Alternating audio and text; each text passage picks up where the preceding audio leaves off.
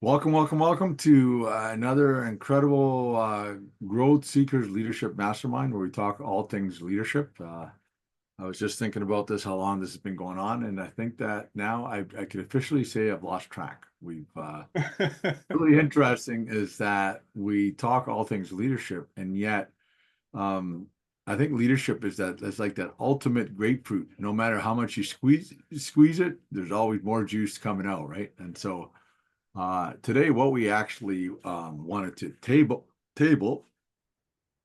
and put on table is the idea of leadership through loss, different concepts. And when we talk about leadership, as I always say, it's that interaction where influence happens, where we are able to influence ourselves to take the actions that we need to take in order to have the lives that we want, and to also be able to influence others to take the actions that they need to take in order to have the life that they want.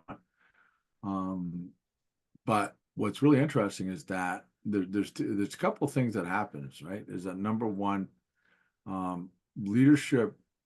There's something that I thought was really profound, and I've had this in my coaching practice in the last week or so.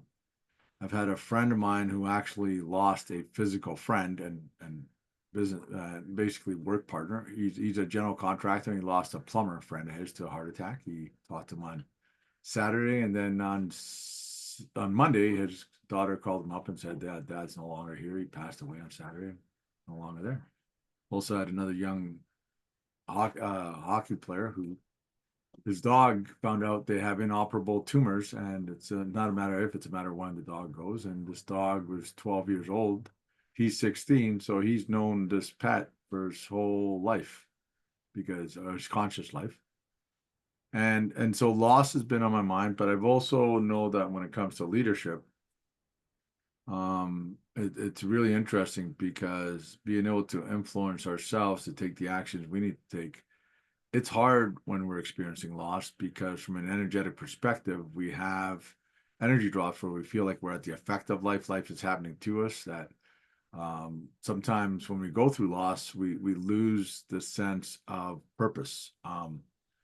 When I lost my son, it'll be 4 years this November, and I was soul grieving. I had the privilege of having Bruce Schneider, the founder of IPEC, on my direct message. So he would mentor me through Texas, and I said something to him that I thought was really profound. Right? I said that is profound now. It wasn't at the time. I said to him, as I'm so grieving my son, I'm realizing that I'm questioning whether or not I'm needed here as a coach anymore, and whether I'm even needed here. And I said I'm not suicidal.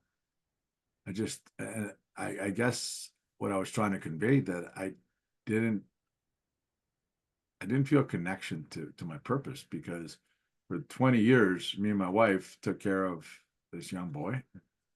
That was it. Like I had, even in coaching, I had no desire to be famous or anything. I just wanted to be around my boy, and I know that I would coach from home, and it was awesome to be able to coach and then just go hang out with him and like. But then the loss came so hard, and I thought that maybe that I couldn't be a coach anymore, right? And so I started questioning, well, am I really needed here, right? And what's interesting is that Bruce actually said, what is here? What is here?" And I started laughing for about a minute. And then I realized that I was creating a story in my mind from my ego that I was so important, right? Like really, it's like, yeah, okay. And remember how we always talk about the roles that we play isn't who we are. So, and sometimes when we're in a leadership role, we think that people not wanting to be involved with us or don't want to be a part of it, or that somehow this speaks volumes to who we are. But no, leadership is what we do, not who we are. Right? And so I wanted to kind of bring this up now that there's different aspects of loss in our lives where we actually choose to ask somebody to leave. and you lose, right? Or they choose to leave, or they just don't engage anymore, right? And Or they pass, like in the case that you're talking about, yeah, right? they Like actually physically pass away, right? And it's interesting because sometimes too, when you start incorporating business with friendships, sometimes you not just only lose that person on a business level, you also lose them on a friendship level, and that's tough. So that's why I think it's so important to realize that, yeah, it's and it's interesting because I know my experience with network marketing in the past, right, is that they always want you to go after your friends and family first. But once you go to the well one too many times, yeah, people don't start answering your calls anymore, right? They don't reply in their texts, right? And yeah, so I think that loss is really interesting. I think and it comes down to having awareness, having understanding, and also understanding that and this is some that another mentor of mine said. She said that by the sheer fact that we're born with a return ticket, right? Every one of us is going to lose everything that we think we have. Because the old saying, you can't take it with you, even to the point that this physical body is no longer going to be taken with you. And this is interesting because I talked to my friend who had that other friend that passed away. He was Catholic, so they had an open casket wake. And he didn't want to be part of it, right? Like he was just like, but they had a receiving line to go and say your condolences to the family. You had to go through the casket, like there, and that was the exit. So there's no way out, right? So he had to go and he took a look, and I said, so how did it feel like when you seen your friend there? He goes, that wasn't my friend. Right? The brain was still there, the physical body was still there, but that wasn't my friend. He said, right? So how we deal with losses is going to affect our joy level in the moment, right? Because um, if we take losses personal, if if people are just a means to an ends, when those people fall away in our lives, we're going to blame them for our lack of success. Oh, if only they would have seen it, then I, right? So yeah, losses. So that's what I wanted to table. Mark, as the co-facilitator, what else would you like to put on the table over here? um, well, I just want to add, I mean, you've said a lot there, and I think loss is one of the things I really loved about that program that you created after your son passed. I think it was the Flight of the Raven, right? Or was it Brave? Or the shift from fear to courage to brave. Yeah, when you went through that program, you were really grieving in that moment, and it was a super intense um experience for you, and I think everybody else that attended, including me, for I think we did it for I think it was like 6 or 7 weeks or something like that, right?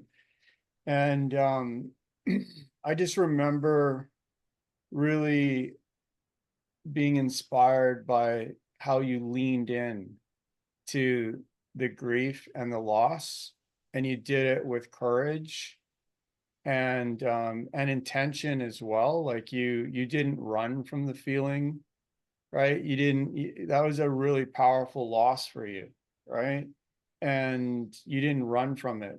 And so I think there's that brave analogy that you created in that time for that program was so appropriate, because it does take a lot of courage to face these fears and to face these losses, whatever they may be. There's, whether it's a job loss or a relationship or whatever, right? Somebody's left your life, or on a permanent basis, like they've passed, I mean, or you've just lost a good friend, you know.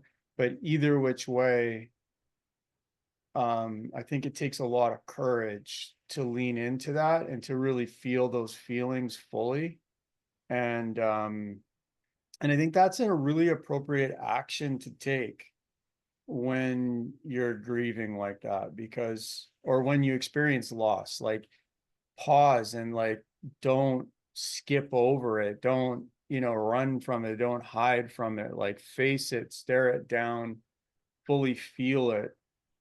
And then it also gives you time to sort of reflect, because most losses in life come with really valuable lessons, like the one that you had the deep moment of insight to be able to share with us when you were going through that experience with the loss of your son.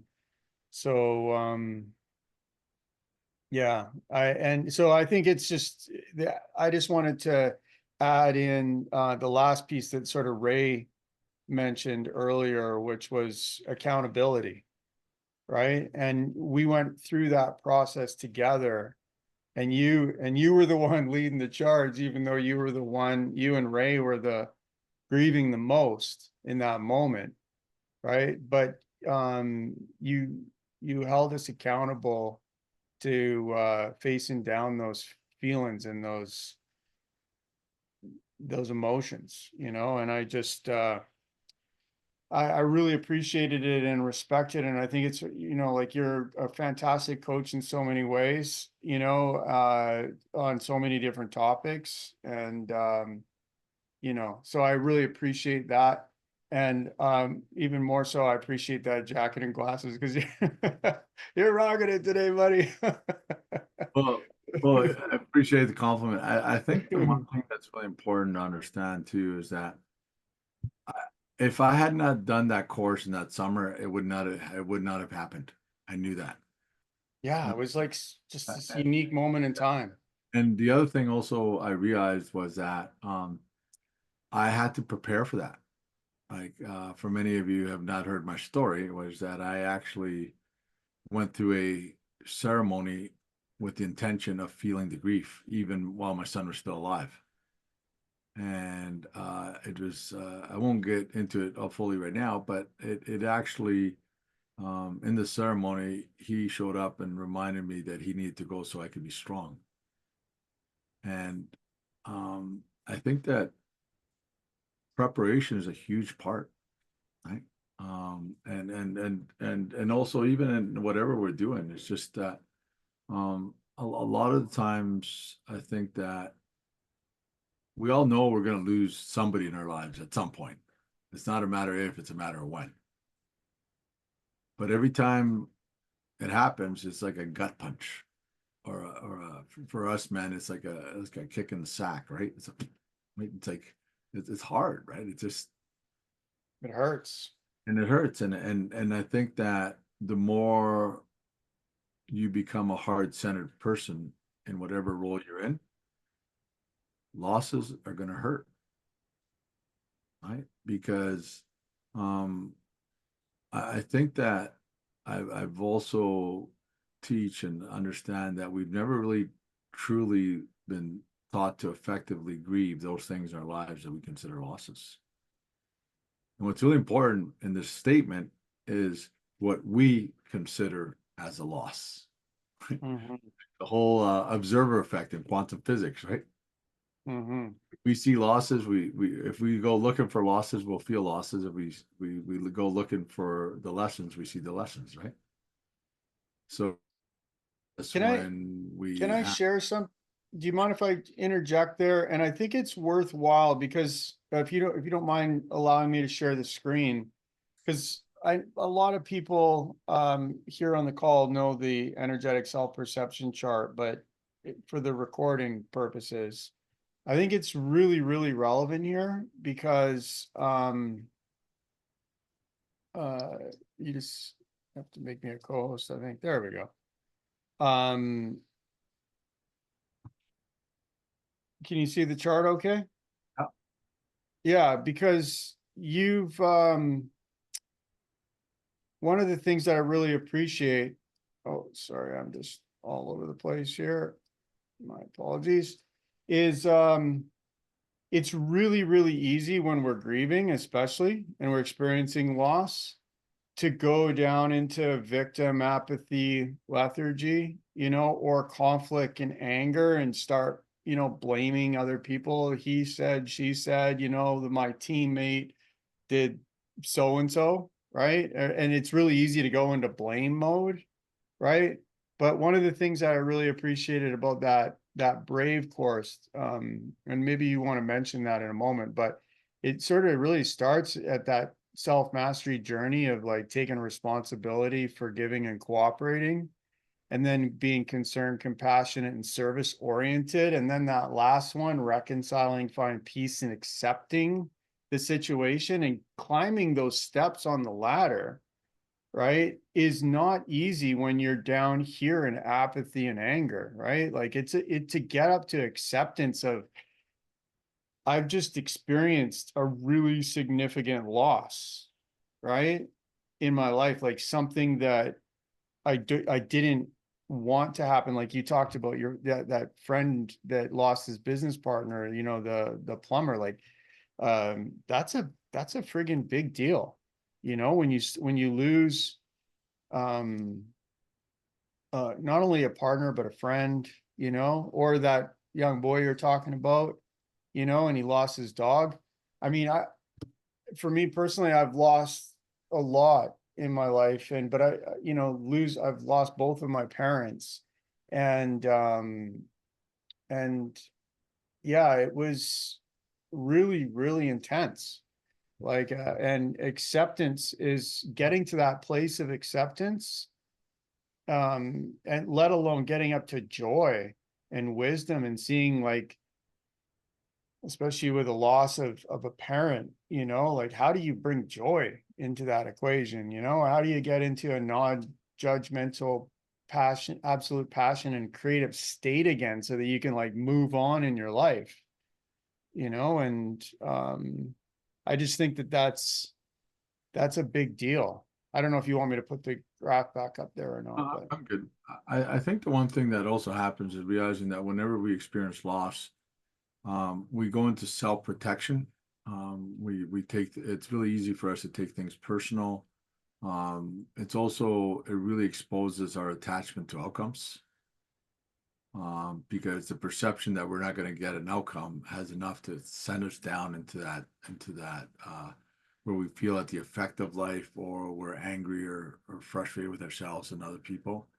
And the grieving part, I believe, is where we haven't been effectively taught how to forgive ourselves, forgive others, accept ourselves, accept others, accept situations. Excuse my language, but we haven't learned how to let shit go. So exactly.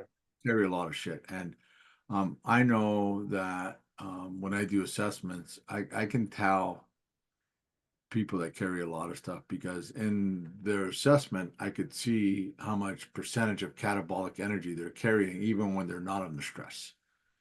And as a neuroscientists say, right, but often they say that we only make conscious choices 5% of the time. 95% is our subconscious, and I think it's Bob Proctor that said that our subconscious stores our emotion, our past in the form of feelings, which are the drivers for energy, right?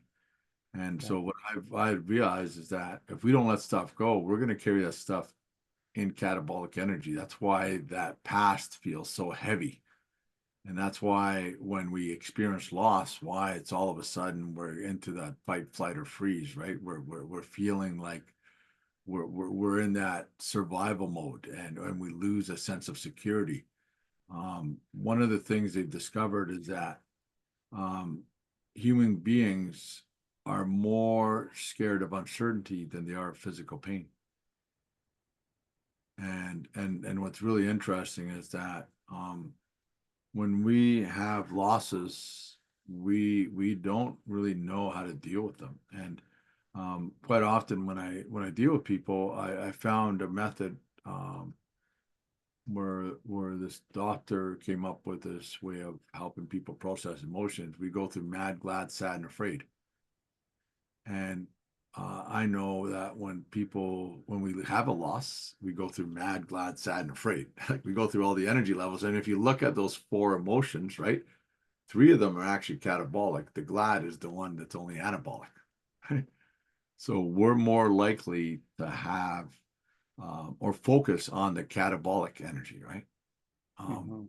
quite often when we're able to, and I always talk about grief, feeling like we're in a cage, right, with all these catabolic emotions, but the little hole in the fence is acceptance and forgiveness. Yeah, and it's where you get to that state of transcendence and harmony, and it's so hard to get there. I know, like 9 years, like we've been masterminding for, well, a long time, you and I, but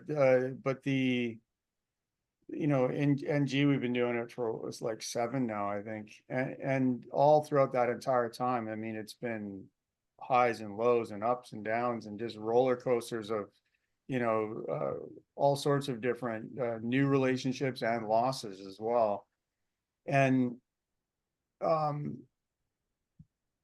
all that acceptance, getting to it, like to get to accept that this is the situation and just fully forgive everybody involved, and see the wider lens that, like for example, a really big one for a lot of people is their childhood, right? And how do you get to a point where you can accept your childhood and forgive all the things that went wrong, right? To get into that transcendent state so you can go into harmony in your life. And it's a big one, but what I find is, and I just wanted to add this really quickly in there because before I know, because you got a brilliant response, I'm sure, is if you can't get to acceptance for whatever reason, and you're in that one day at a time moment, that's when you break out the emergency roadside assistance, gratitude, right? Like just start focusing in on all the things that you're grateful for. Because gratitude gets you into an anabolic state, a growth-based state, and you can start to see the cup is half full again, even though you may want to throw it on the ground and smash it, no matter where you are. Yeah, yeah. I think the thing with leadership that's really important. It's kind of like I know ladies like to garden. They love to garden, right? And even as Edit has all her flowers there, they love to garden, right? Um, but what's really interesting, there's a part of gardening that I think is it can always be tough. Whether you had a nice rose garden growing, is the pruning. You have to cut perfectly good roses for it to grow, right? And sometimes in our lives we need to prune our, whether it could be our social circle, our people in our business. Yeah, like we there's a pruning, and it's really, and sometimes that's difficult. During COVID, I've lost all friends that I've had for over 50 years. That was hard. Um, and but yet I found that I don't have as many really close friends, but the ones I do are really, really close. Yeah. And Right. and when you say you lost them, you don't mean to death, correct? No, it was No. out of not being able to be in a space of respect for one another, because of the choices that I made, right? And they didn't agree with. But what's really interesting is that, yeah, the ones that I have now are deeper. And I think that one of the things that I know is that we can all do courage on our own, right? We could feel the fear and do it anyways. But I think that as a leader, to really truly be effective as we go through loss, is we need to be brave, that bold, being willing to take risks, right? Speaking our boundaries, or like we need to be bold, and we need to be resilient when we get those gut punches. We need to breathe, stand up again and keep moving. Like we need to be resilient. Like it's important in order to not let the losses keep us bent over and no longer walking, right? We need to be authentic, right? We need to know who we are, what we believe in, and why we are where we are, and we need to be authentic, and not compromise who we are just to please other people, right? Because if we do that, then we're going to be spending so much energy trying to keep other people happy that we're going to become unhappy ourselves, and we're going to lose a sense of who we are, right? And V is for vulnerable. Like, yeah, we need to be vulnerable, right? It's and sometimes vulnerability is admitting that, yeah, we dropped the ball. Yeah, I said that thing. You know what? Yeah, I can understand that I said that, or I can understand that I dropped the ball on you. And I'm sorry.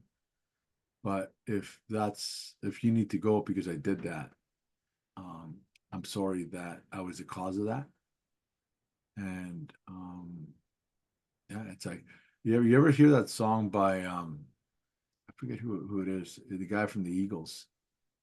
Um, and it talks about it, it's about forgiveness, even if you don't love me anymore. He found out that it's about forgiveness, right? Forgiving ourselves for like letting other people down. Mhm. I find that sometimes when we're leading other people, we make errors in our decisions. Sometimes Sometimes.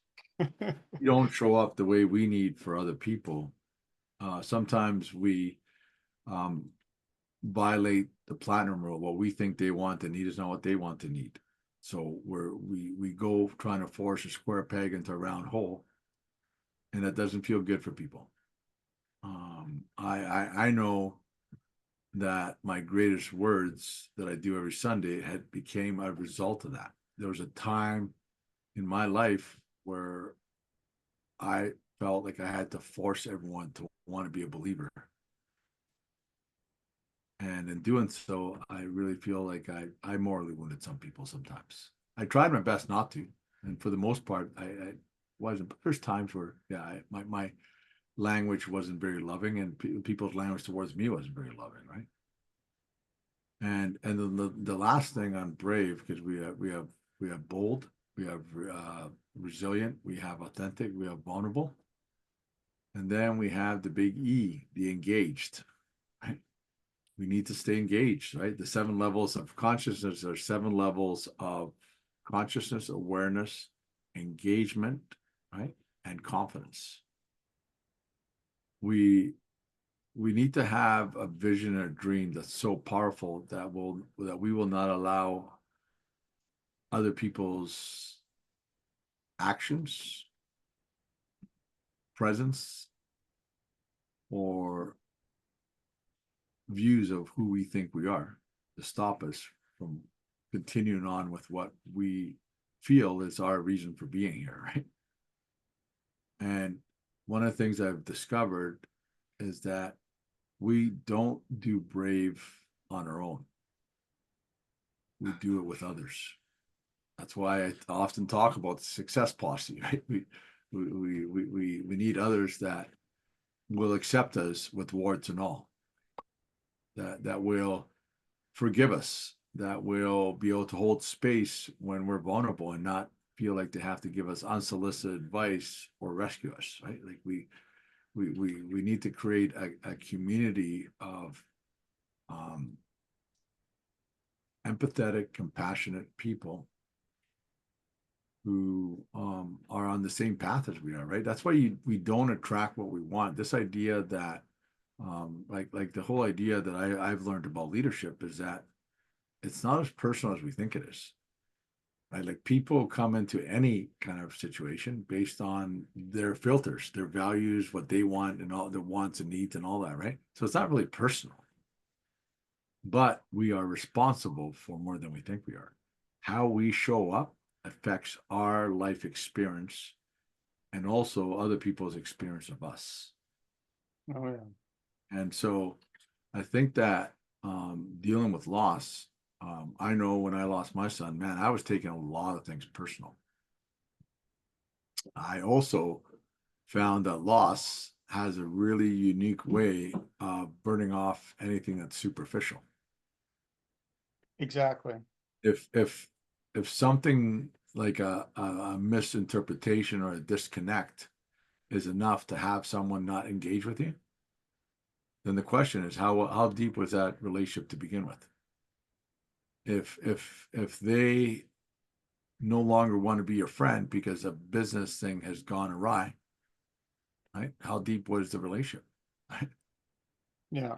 And so I think that those are the things, and I think that being a leader with ourselves and with other people does require that those acronyms of brave, and we need others in our lives because we can do fear on our own.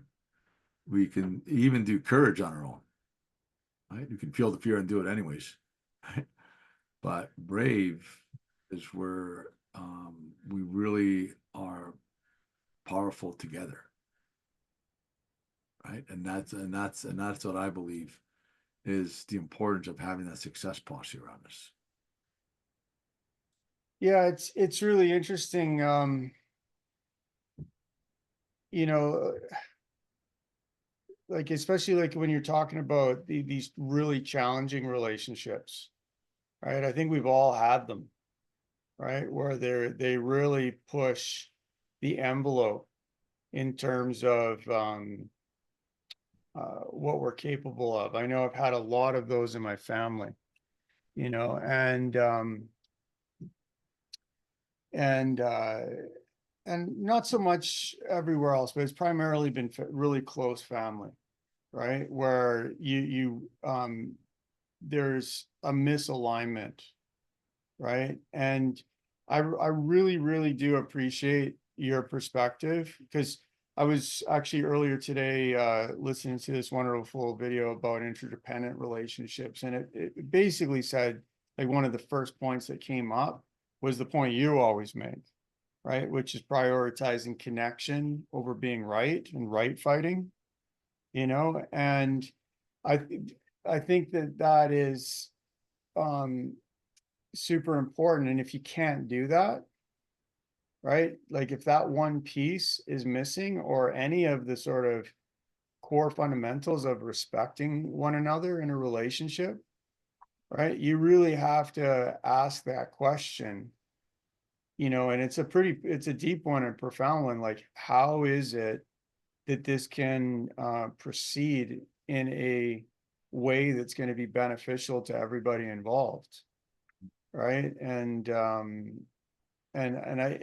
that's often comes with loss, right? Because you know I can I can say some of my closest people that I've loved really really deeply, really really deeply, you know, it's led to losses in that way, uh simply because there was just complete and total um there was a more of a priority on being right than it was on that connection. Yeah, you're right. Like, it's interesting when I'm doing these group talks with these teenagers. I talk to the coaches. I said, I want you to know something that mental performance is great, and I know a lot of stuff about mental performance, and you know what? But you can get books, and you could even use Chat GPT, and you can do a lot of stuff, right? I said, but for me, my priority at the start of this is to connect with them. And one of the things that I know with teenagers, they like people that have street cred. So yeah, so I talk about some of the big names that they know, right? And that I do this, right? But when I talk to them, first thing I talk about is, hey, you guys are down in the Seattle area, and so you could have played any sport that you wanted to play. Why hockey? And so I started engaging them, and I wanted to connect with them. And I said that to the coaches. I go, I know that teenagers are missing their frontal lobes, and if you just talk at them, they master the art of having their eyes open, but they're not there. Right? So I said, I make an effort to try to talk with them, not at them. Yeah. Speaking of which, I want to invite everybody else to jump into the conversation here. Anybody else want to add some points or share a story or a perspective on loss and how you took action? or even how it affected your action. Yeah, how it affected your action Yeah, and or it how could you be. used accountability partners to get through it?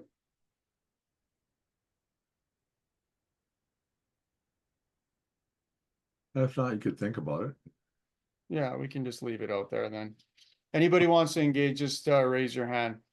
So, as far as accountability partners and getting through loss, what do you think? What do you, I know we're coming up to the top of the hour, so we should probably touch on that. I think accountability partners, it goes back to that we need a posse, right? We need people around us to help us to be brave, to be resilient, to pick us up when we're down, to let us know when we're out of our comfort zone, to say, hey, it's okay. You don't have to go back to the safety zone. You're okay. I'm here with you, right? There's nothing like being out of your comfort zone and then having someone else that they're out of their comfort zone and they're telling you as well, right? It's like I know me and you have to often talk about public speaking, and I was there when you very first talk and you were out of your comfort zone, but I was there to support, and we laughed about it, and we still right the little right?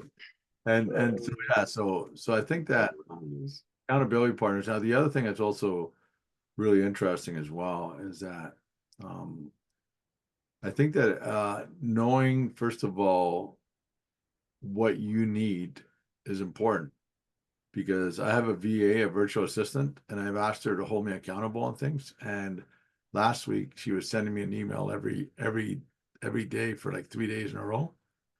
And then she had the emotional intelligence when we met. She goes, I realized when you were not replying that I may have been like overstepping my accountability with you. And I said, yeah, because two other things came up, like two more talks with teams, and I got off track, and I didn't, right. So yeah, so she was actually observant enough to say to me, so what do you need? I said, well, this week I've got lots on my plate. I don't need you to email every day, but I still want next time we talk that we talk about the things that I said I was going to do, and to keep them on my mind so that I don't not do them. So as part of an accountability partner is knowing what you need as an accountability partner, right?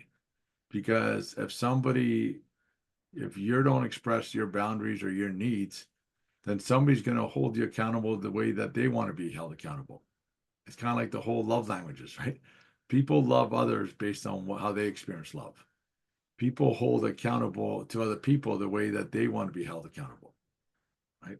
Hmm. Remember the platinum rule, right? What we think other people want to need may not be what they want to need. So if you're going to have an accountability partner, discuss what that looks like, what that, and also when you're going through that relationship, be aware of how it's making you feel. Like if it's starting to shut you down, like, yeah, then you're going to find that your accountability partner is going to be a time that you have to or need to, not because you want to and you get to. Yeah. Like everybody, like in the end, people do what they want to do. Like, like no matter how hard you could be on it, if they don't want to do something, they won't do it. And if you push too hard, they'll just shut down and say, yeah, this isn't for me. Right? Yeah. Right? We're all grown adults, right? We don't want somebody like she said to me, like I don't want to be able to like the big thing is this is that if you don't express how you want to be held accountable, then you're going to find you might take something personal. Oh, this person doesn't know how busy I am, and this and that and this and that, right? And also, and here's the other important part. I love what my VA did. She used emotional intelligence. She said she understood that if he's not engaging with me, perhaps I need to back off a bit. And the next time we talk, we can talk about it. Other people would just continue to send like those emails that we get, those auto emails that just keep coming over and over. It's like, oh man, another Ridiculous. one again. And finally, at some point, I just go and unsubscribe, Exactly. and that's what people will do. Is at some Oh, point I they'll, hate those things. yeah, Just useless. yeah, and at some point people will unsubscribe from us, whatever we're doing. So the platinum rule is so important, and understanding that what we think people want to need may not what they want to need. So we need to find out how they want to be held accountable. We need to find out, and also to measure it along the way, right? Hey, is this too much, too little? Like just really check in with them, right? Yeah, yeah, and I think that's where effective communications comes in as well. It has to be really, really clear as to what is even going on, because I think a lot of times miscommunications is where a lot of this stuff goes on. But I just wanted to highlight here in the terms of accountability, what I've witnessed over the last 7 years is that you can be concerned, compassionate, and service oriented, go to that loving kindness place, but you can't take responsibility for other people's stuff, right? And as an accountability partner, I think that's where you cross that line that you were just talking about with that coach, or sorry, with your virtual assistant. You know, when she wants it for you more than you want it for you, right? And then you're pushing and you take responsibility for that other person's stuff, then it puts you in the place of getting into a catabolic drop if they don't do what it is you want them to do. So if you're the accountability partner trying to hold somebody else accountable and you take responsibility, then and they don't do what it is that you want them to do, right? You run the risk of dropping down into level 2 and getting pissed off and angry at them because your VA is like, what's up with Walter? Why isn't he getting back to me? I sent him this thing. Why doesn't he just do this? This is so simple, right? But she doesn't see everything else going on in your life, right? So if she takes it personal, she's just going to get angry, or she's just going to be apathetic and say, hey, I give up, forget Walter, whatever, right? So I think it's really important in accountability to be concerned, compassionate, and service oriented, but stop there, because as soon as you because you want to, like, your VA and you want a level 5 win-win relationship with each other, so that you're both respecting one another's boundaries and you're having a good, solid relationship. And you can be concerned and compassionate and service oriented when somebody's having a bad day, like she was doing for you, right? Creating that space and, letting you know, like, hey, whatever, you got other stuff on the go. But then she acknowledged it, that she crossed the line, right?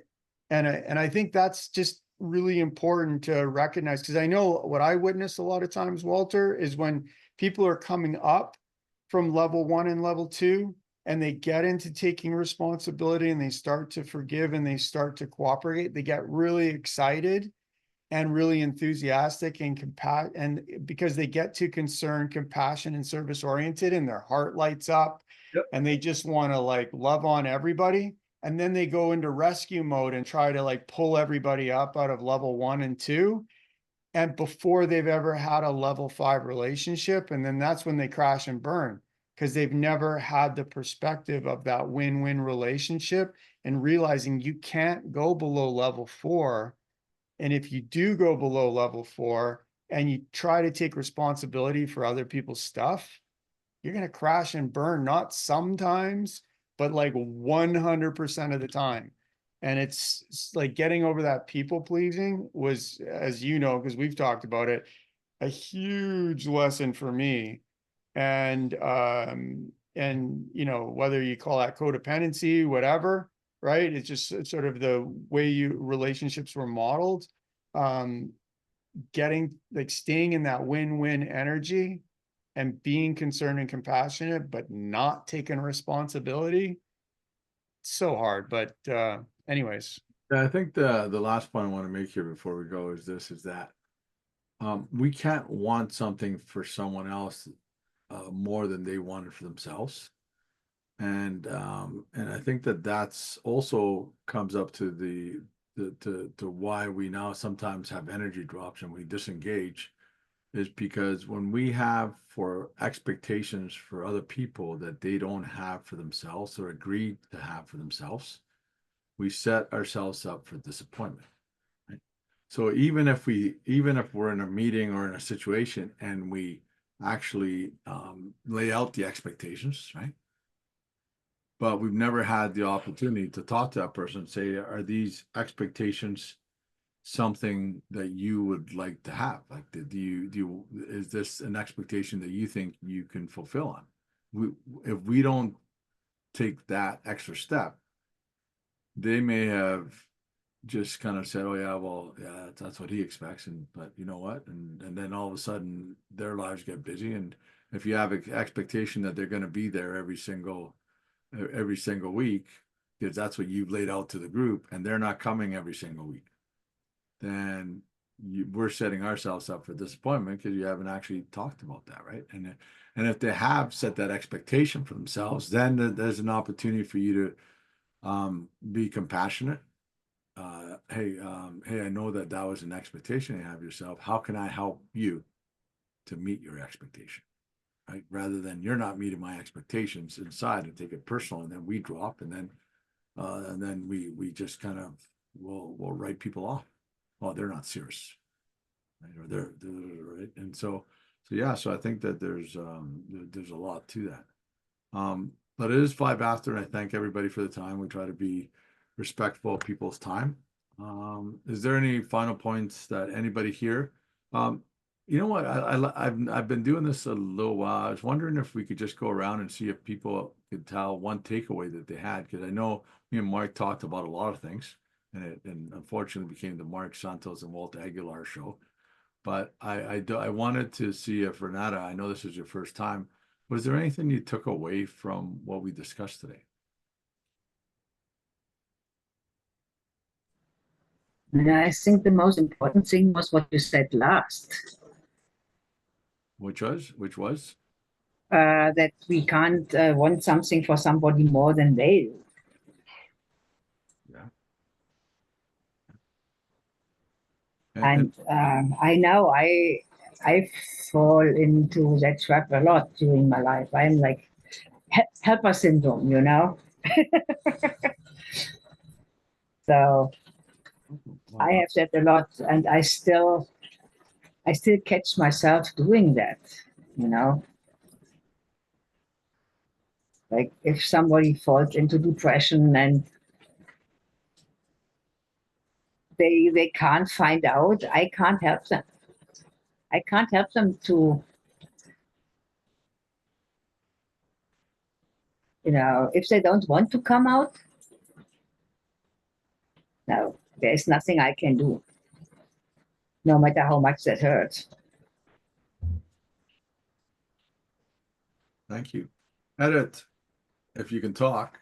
Was there anything that stuck out for you of anything that we talked about with loss or accountability or anything that would be a takeaway for you?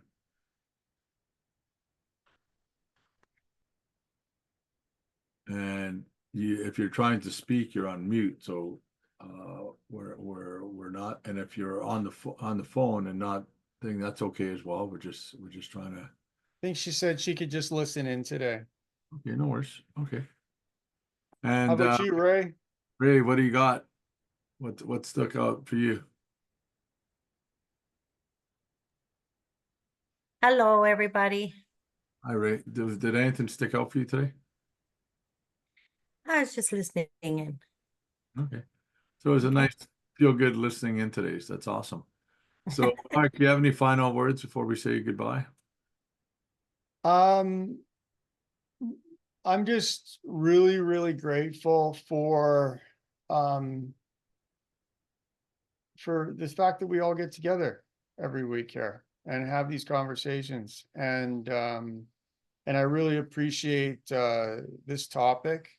I think we've all experienced a lot of loss along the way, right? But I do think I feel pretty seasoned at it at this point, you know, and I'm great, and that in no small part to all of you. So I just want to express my gratitude for that. And I noticed that Kasha there, I don't know if you were listening to much of this, Kasha. Was there anything that stuck out? Anything that we were talking about that? Oh, Walter, I was running around and I'm sorry I Drive. No worries. Well, that being said, everyone, I know you're having a little technical difficulties there, guys, because we're breaking up. But anyways, everyone have a wonderful, wonderful week. It's good to have you here. And I know Mark has one last thing to say. I just want to talk to you for a second. Okay. Okay, take care, everybody. Have a great day. You can stop recording, Mark.